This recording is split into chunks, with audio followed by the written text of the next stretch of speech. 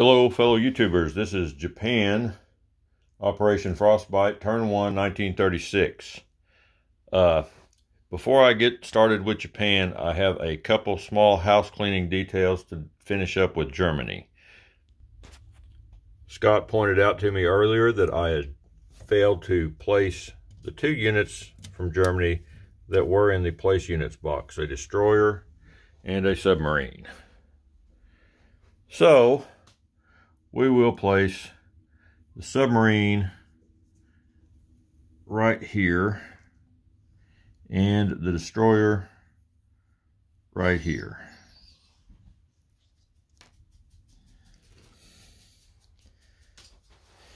Now we'll go back over across the table and take care of starting off with Japan. Okay, so for Japan's purchase units, I have a total of $19 to spend. I'm purchasing one SNLF infantry, one Marine, and a fighter. And I'm going to step across and do the research roll. Going to go for long-range aircraft. So I'm going to roll a die here and hope for a 7 or better. And I got a 3, so no go on that. As you can see from Scott's turn on the previous round, he starts making major inroads in China with the CCP. So I've decided at this point it's time to declare war on China. First of all, I'm going to clear this sea zone with the ships that are there now taking part in the battle. All right, you see here I've got a heavy cruiser at 6, a light cruiser at 5, and a coastal sub at 2. I'll roll for the coastal sub first. That's an 8, that's a miss. Light cruiser at 5, 11, that's a miss. And the heavy cruiser rolled a 3, so that's going to take out the torpedo boat destroyer of the Chinese Navy. They will roll in defense at a 2.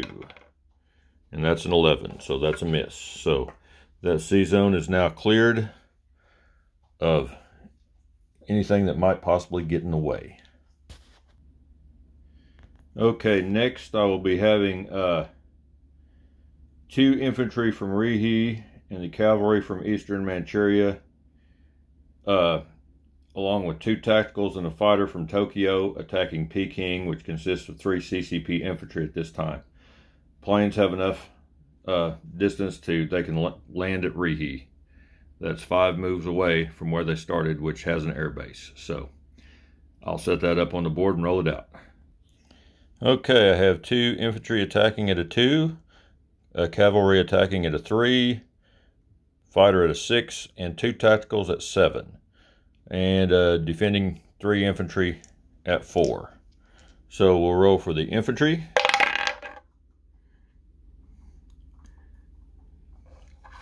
Got 1 hit. And the other was a 4, so that's a miss. Roll for the cavalry. Big miss. Fighter. That's a 9, that's a miss. Miss. Don't put that up there. And 2 tacticals at 7. A 1 and a 7. So that is 3 hits. So we will see if the 3 CCP infantry get anything in return shots. Got a 6, that's a miss. A 12, that's a miss. And an 11, that's a miss. So all 3 CCP infantry missed. I'll clean this up, put everything on the board where it's supposed to be, and be right back. All right, as you can see, the Japanese take Peking and will go up by 2. Chinese communists will go down by 2. And I went ahead and put the 2 tacticals and the fighter back at their landing spot, which is going to be Rihe. Communists are now at 4, and the Japanese are now at 18. Alright, the next combat is going to involve an infantry and a motorized infantry that are presently in Japan, getting picked up there in Sea Zone 56, and they're going to move to Sea Zone 54. The heavy cruiser in C-Zone 56 is also going to move to C-Zone 54 for shore bombardment. Heavy cruiser, battle cruiser from C-Zone 38 to C-Zone 54 for shore bombardment of Hope. And the light carrier from C-Zone 38 will move to C-Zone 54 so its fighter can also attack Hope. I'm going to get that all set up and be right back. Alright, I'm going to have 3 shore bombardment shots, 2 at 2 and 1 at 3 from the 2 heavy cruisers and the battle cruiser. Infantry coming in on the first round of combat at a 2, fighter at a 6, and 1 militia defending at a 2. So we'll roll the 2 heavy cruisers first, see if we can get a shore bombardment hit. 5 and a 4. Both of those were misses. Battle cruiser at 3. And it is a 3. So that takes out the militia, and those troops will just go ashore. I've got a card up here where I'm putting everything that's going in C-Zone 54 because it's going to get crowded. Okay, that's going to cause the Chinese Communists to go down 1 and the Japanese to go up 1. Chinese Communists now be at 3, and the Japanese will go up 1 to 19. Okay, for the next combat action, we'll be moving a transport from C-Zone 38 with 2 infantry from Japan to C-Zone 54 for an assault on Shantung. 2 battleships from C-Zone 38, 1 light cruiser from C-Zone 99 will move in for shore bombardment. Fleet carrier from C-Zone 38 to C-Zone 54 so the attack bomber and the fighter on board can attack Shantung. Okay, we have 1 light cruiser with a shore bombardment of 1, 2 battleships with a shore bombardment of 4, 2 infantry attacking amphibiously at a 2, a fighter and a tactical bomber, each a 6 and a 7. And then we have 2 Chinese infantry defending at a 4. I'll roll that out.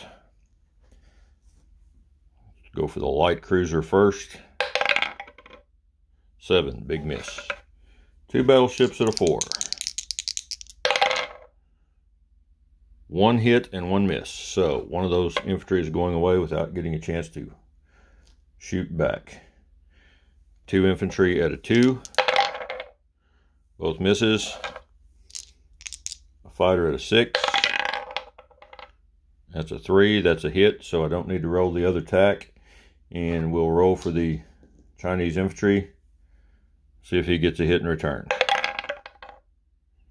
And that is a 9, so he does not get a hit. So Japanese will take Shantung.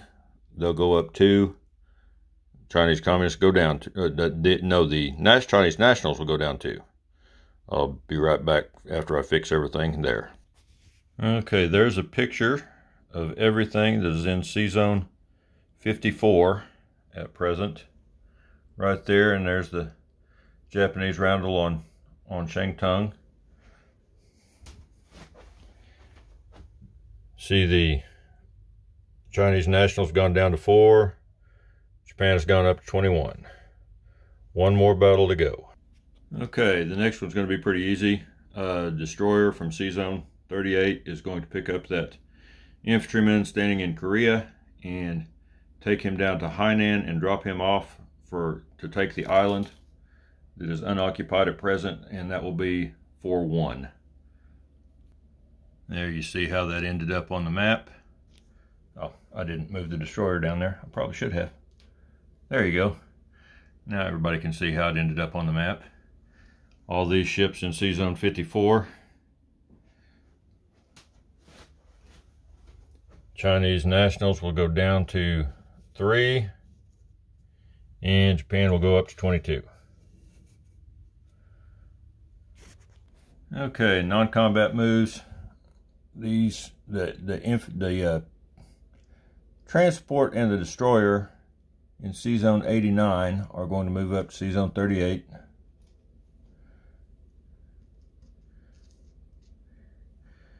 motorized infantry in northern Manchuria is moving down into Rihe. And these two infantry in eastern Manchuria are also moving into Rihe. It's going to get kind of crowded in Rihe, but there you go. That is all the non-combat moves. I believe all I have left is placing units. Okay, and placing units. Got a fighter will go into Tokyo.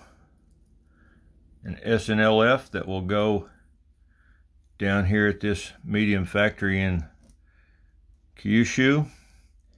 And the Marine I am placing at Rihe.